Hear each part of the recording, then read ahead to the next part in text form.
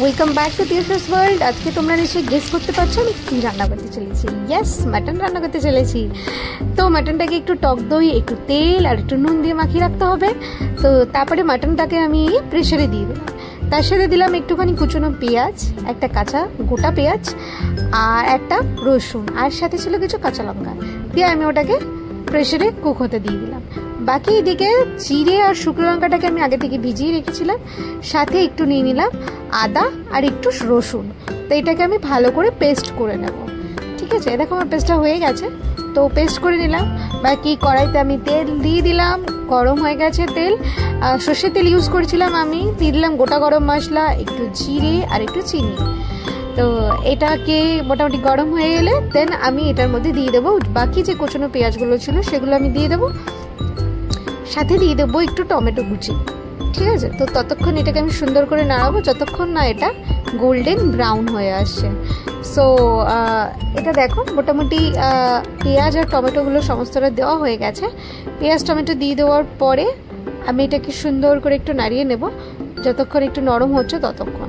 বাকি তারপরে এটা নরম হয়ে গেলে ওই যে আমার মাটন সেদ্ধটা ছিল 3টে সিটি দিয়েছিলাম, দেওয়ার পরে মাটনটা মোটামুটি 50% মতো তো সেদ্ধ হয়েই গেছে। দেন এটাকে দিয়ে আমি একটু নুন দিয়ে নেব, দিয়ে নিয়ে এটাকে আমি সুন্দর করে মিশিয়ে নেব আর কি। ঠিক আছে, মোটামুটি 5 মিনিট মতো সুন্দর করে এরকম নাড়াতে থাকবে, দেখলে একটা সুন্দর তেল ছেড়ে যাচ্ছে। বাকি মাটনের স্টুটা কিন্তু আমি রেখে দিয়েছিলাম। তো দেখো ওটা তেল ছেড়ে গেছে। তেল ছাড়লে যে পেস্টটা তুমি করে রেখেছিলে ওই পেস্টটা দিয়ে দেবে, পেস্টটা দিয়ে আবার নাড়াতে থাকবে। ঠিক আছে, তো মাটনে কিন্তু কষাতেই মেন টেস্টটা আসে। তো এরকম সুন্দর করে নাড়াতে থাকবে, দেখবে মোটামুটি আবার তেল ছাড়তে শুরু করবে। তেল ছাড়তে শুরু করলে তখন এটার মধ্যে একটু হলুদ গুঁড়ো আর একটু কাশ্মীরি লঙ্কার গুঁড়ো অ্যাড করে দেবে। অ্যাড করে দিয়ে এটাকে সুন্দর করে আবার কষাতে থাকবে। ফাইনালি যখন সুন্দর করে তেল ছেড়ে আসবে, একটা সুন্দর গন্ধ বেরোবে, তখন বুঝতে পারবে যে মাটনটা আমার কষা হয়ে গেছে। দেখো এই পর্যায়ে মাটনের কিন্তু আমার তেল ছেড়ে দিয়েছে। ঠিক আছে, এটা মোটামুটি আধা ঘন্টার উপরে আমি কষিয়ে নিয়েছি। কষানোর পরে একটা সুন্দর তেল ছেড়ে যখন যাবে তখন কি করবে, ওই যে মাটনের স্টুটা ছিল ওই মাটনের স্টুটা এটার মধ্যে সুন্দর করে অ্যাড করে দেবে। পুরো মাটনের স্টুটাই কিন্তু একেবারে দিয়ে দেবে, ওই অর্ধেক দিলাম অর্ধেক পরে দেবে এরকম করবে না, পুরোটা একসাথে দিয়ে দেবে। মাটনের স্টুটা সুন্দর করে দিয়ে দেওয়ার পরে ফুটতে দেবে ওটাকে। যদি পারো এই টাইমে একটু স্লো কুকিং করবে। স্লো কুকিং করলে কি হবে, মাটনটা ভালো সেদ্ধ হবে।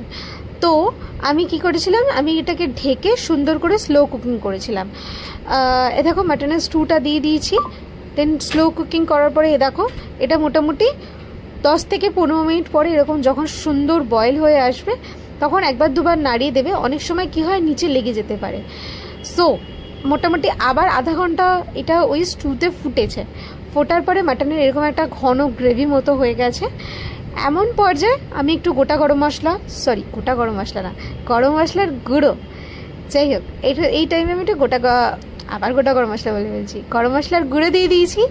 আর দিয়ে দিয়েছিলাম একটু ঘি আর গরম মশলা দিয়ে এটাকে আমি সুন্দর করে নাড়িয়ে নিয়েছি।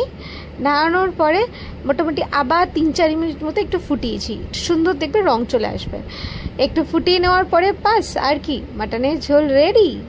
নিজে খাও, বাড়ির সবাইকে করে খাও, আর অবশ্যই কমেন্টে জানাতে ভুলবে না কেমন লাগলো তোমাদের মাটনের ঝোলটা। ঠিক আছে, তো আমি তো এবার সুন্দর করে খেয়ে নেব, কারণ আমার মাটনের ঝোল রেডি হয়ে গেছে। আমি খেয়ে নিচ্ছি, তোমরাও বাড়িতে রান্না করো, বাড়িতে রান্না করে খাও। অবশ্যই কমেন্ট করবে কিন্তু যে কেমন খেতে লাগলো তোমাদের, আর বাড়ির সবাইকে অবশ্যই খাওয়াবে। আমার বাড়ির সবাই কিন্তু খেয়ে খুব ভালো বলেছিল। তো চলো দেখা হচ্ছে নেক্সট ভিডিওতে।